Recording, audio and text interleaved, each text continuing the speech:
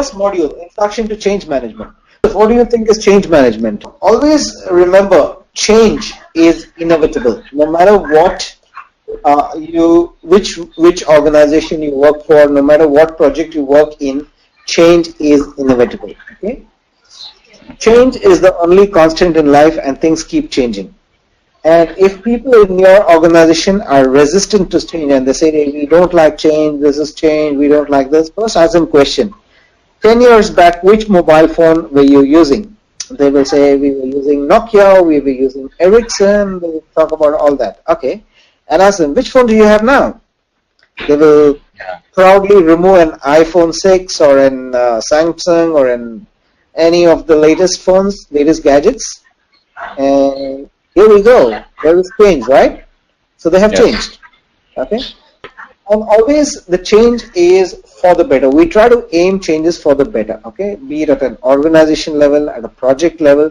So I will talk changes at all levels. Okay? If you're talking about changing in scope, how we handle scope changes, we'll discuss all those. Okay? Project program changes, portfolio changes, organization changes, and things like that as we go. Right, the evolution of the cell phone. Do you know who are the first people to do a research that a mobile phone can receive emails along with SMS? Nokia were the first people to do a research that a mobile phone can receive emails along with the SMS. But were they the ones who implemented it? Did they go for the change? BlackBerry were the first people to go for a mobile phone with emails. But who are the market leaders today?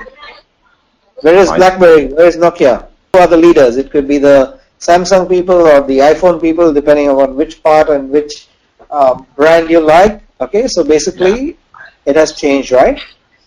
And why has it changed? Why did Nokia did not see that the change coming in? They were too comfortable in whatever they were doing. They just liked the way they were working. So many organizations fail to succeed is because they don't see the changes coming in from internal, from external factors, and they don't see the threat of being changed. They say, oh, we are comfortable doing whatever we are doing. It's all good. Why should we change? And one day what happens is they perish because they don't change.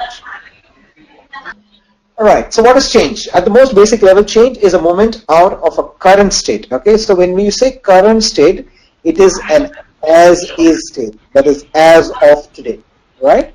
Transition state to a future state. Future state is going to be a to-be state.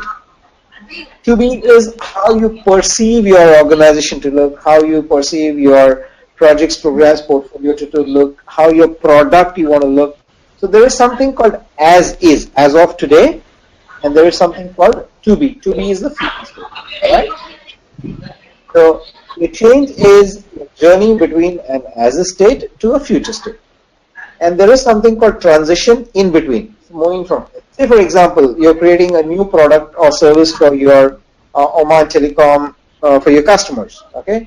So currently there are so many services. Now you want to give them some new services like, say for example, online stores, or you want to give them, say for example, some products or services which they can access online, right? So that's moving from one state to another state. So moving from a current state to a future state. And change happens all around us, at home, at community, at work, and it can be internally motivated or externally motivated. It could be due to a government regulation which is looking for a change.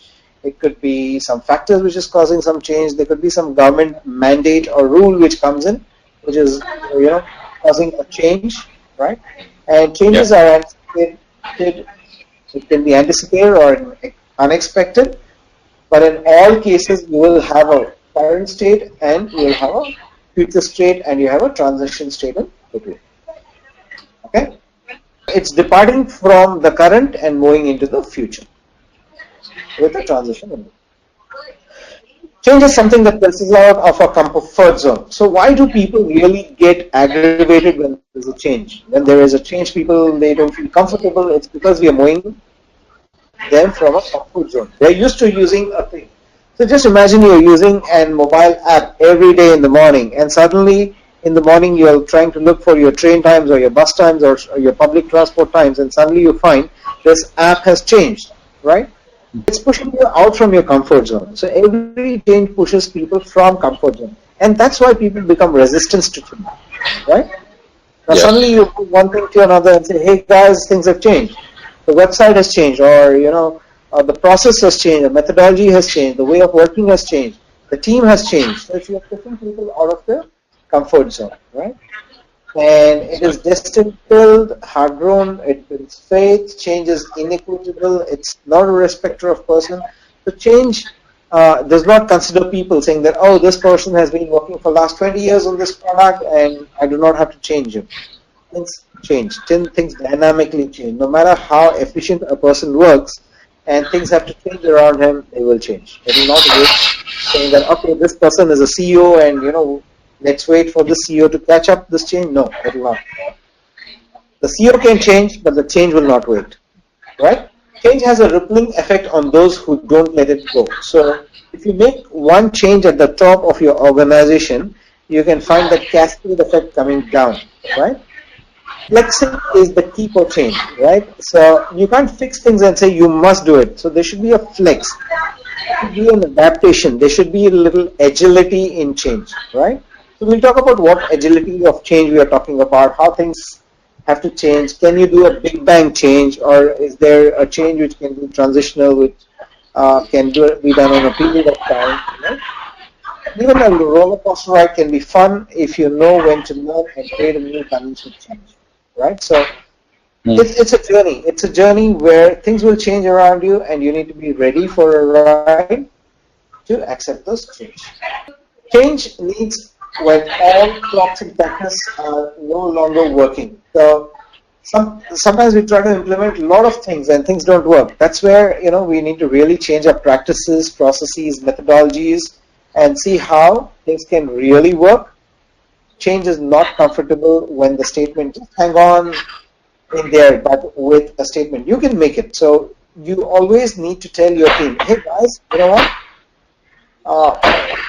You need to really make it. We need to catch up with the change. If we don't catch up, the organization may let us go, or there will be a problem. We have to make it up. We have to catch up with the whole change, and we have to embrace the change wholeheartedly. Change isn't fixed by crying, worrying, or mental treadmilling. So if people just sit down and just worry about that change, oh my God, this change has happened, and how is this going to impact me? So whenever there is a change, Yusuf, what happens is every person has one question in their mind. What is it for me? If you answer that question, what is it for me, right? Half of your problems of change management will disappear. 2% of your people will have that question. This change is coming in. What is it for me? Am I losing a job, or is my efficiency increasing, or is there a change in process and tools or methodology or systems?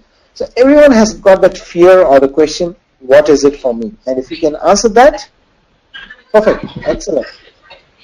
Change is won by victors and not by victims, and that's choice is yours. It's always awkward at first, okay, and change calls own strengths beyond any one of us, and we need to be dynamic to set before, and we need to embrace the change as it is. Alright, think with you to do your personal best. Change draws out those poised in a new way.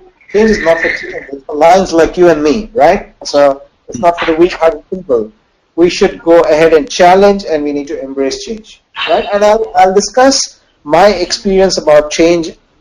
If you take a look at my profile in LinkedIn, you will see a note from Joe Tucci, who is my CEO of EMC Data Storage Solutions, who says Mansoor's projects, programs, and portfolios change the way how EMC works, and Mansoor's projects, programs, and portfolios were able to save 55 minutes of 66,000 people across EMC.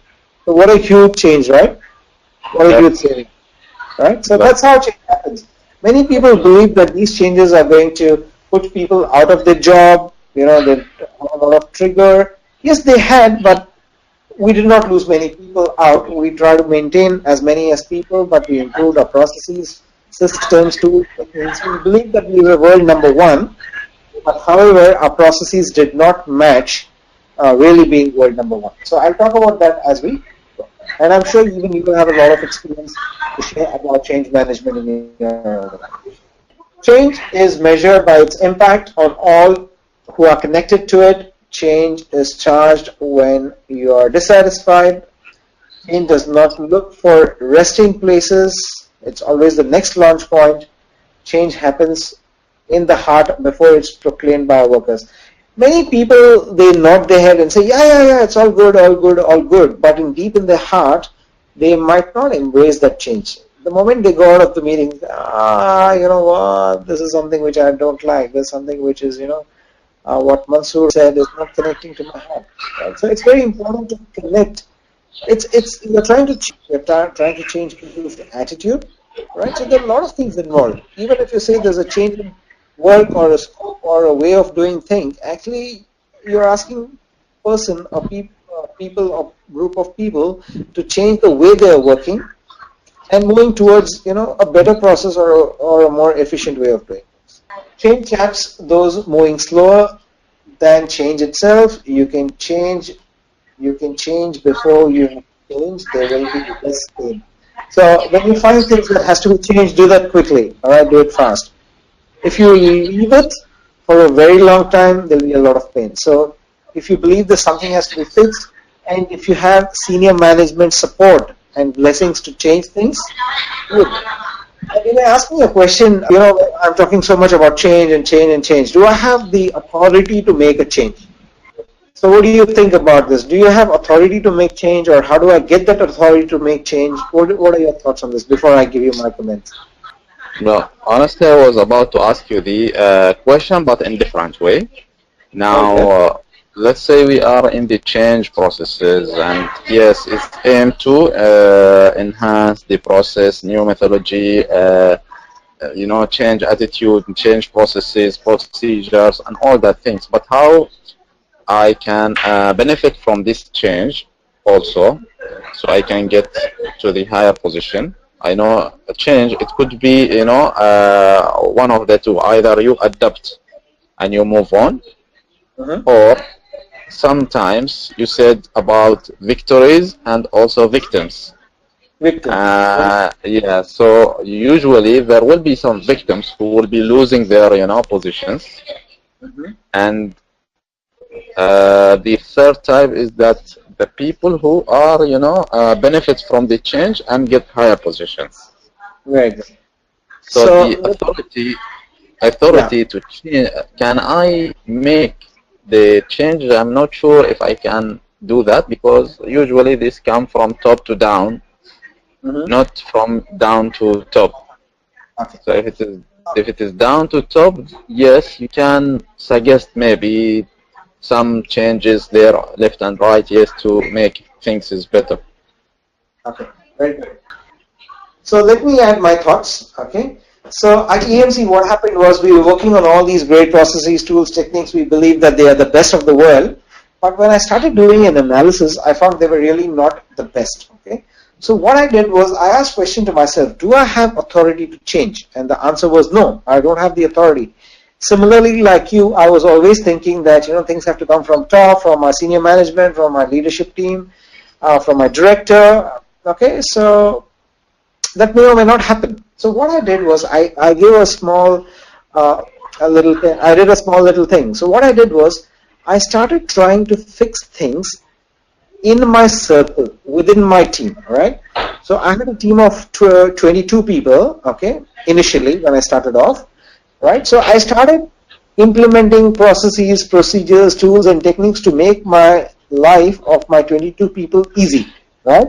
So when people started saying, okay, these guys are very motivated, doing nice work, and there are no escalations, no problems, these guys are always celebrating victories, going to cafeteria and cutting cakes, people in the next business unit and the other managers, they start asking, hey Mansoor, you know what? How's your team always motivated? How do they stay as one single team? What is it? How's it? When I started telling about how I implemented the small little changes in my team to make my team's life easy, Then they said, oh, why don't you do it in my organization, my business unit, right? So that's how it started spreading, and finally I got an opportunity to lead a portfolio of programs and projects which actually change the way how EMC support works. Now, that's how you need to do. Start looking at your level first, in your team level. Can you make someone's life easy or some people's life easy? Can I change something? Can I maybe more efficient? Somebody is doing a manual report that is taking 6 hours. Can that be reduced to 3 hours by automating, or 1 hour by automating? Can we do more things more diligently? So if you see things around you, Yusuf, you'll see a lot of things that can be changed, right? I'm not asking you to turn around things, but see what quick little things can be done. The easy ones. Don't go for very big ones. Don't talk about changing your website for Oman Telecom and launching a product for $5 roaming or something like that. No, don't do those. Do things which you can do within your purview or jurisdiction or under your control. Then the organization will start liking and say, hey, Mr. Yusuf, you've done a great job. Can you help us, right? And that's where the change. Change is like driving in the fog. You can't see very far, but you can make the whole trip that way. But you can't make the whole trip, but you can make the whole trip. So change is like driving in the fog. So in a foggy weather, you're not very clear. Why? Because we don't know what is the end result. Okay, but you need to reinvent yourself. You need to see how you can actually drive through, because you never know what is the end light in the tunnel, right? So you always try to change for better, always try to change for good. But if you've not done proper analysis, not done proper planning, you've not done proper risk mitigation, you've not had your strategies in place, then things can go wrong, right? Be really, really careful about the change, the approach of the change, whether you're going big bang, whether you're going, transitioning into change, and change is always here to stay. So are we ready for this change? Are you excited? I hope so. Yeah. Would you like to be the fish out of the bowl? Sure. Who's swimming with a mask, right? This is my favorite picture. I just love this. Okay, let's go. Let's go. All right. So normally I do a group activity here. Since you're a single person, no group activity. Select your team name. Don't worry. List the change initiatives you've counted. So what I'd like to do is I'll give you 10 minutes. Okay. You give me the bullet 3. List the change initiatives encountered in your work life. So what type of changes you encounter? Try to list at least 3 or 4 types of changes, because we are going to talk about these changes as we go and we are going to address them. So identify at least 3 or 4 changes which you encounter in your work life, okay? And that will be a point of discussion as we go. First one is the change the way how the budget and contracts now are managed, because the current situation that sometimes we end up half of the year where we don't have budget, or we don't have also contract. The contract has a ceiling. We consume the contract ceiling, and we end up with no contract where we cannot execute our the work. This is first one. And the second one is the change the way the procedure of selection of a new site for Omantel. For example, we want to do a mobile site where we can enhance the coverage and provide better services to our customer. The way now currently it's happening, it took so many the milestone of, and the different departments are involved. They are not in synergy. They're not in sequence, not coordinating very well. So it is really challenging.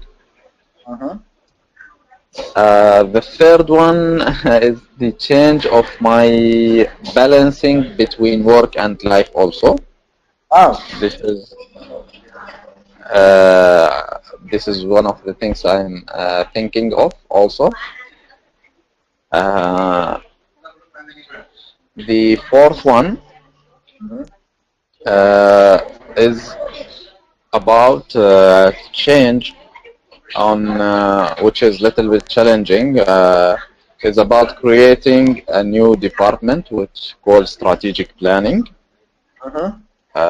So this department exists now, but the scope of how the work they're handling is not efficient, and it is about to die. So I want to bring a new way of how they should look at the things Excellent. from Super.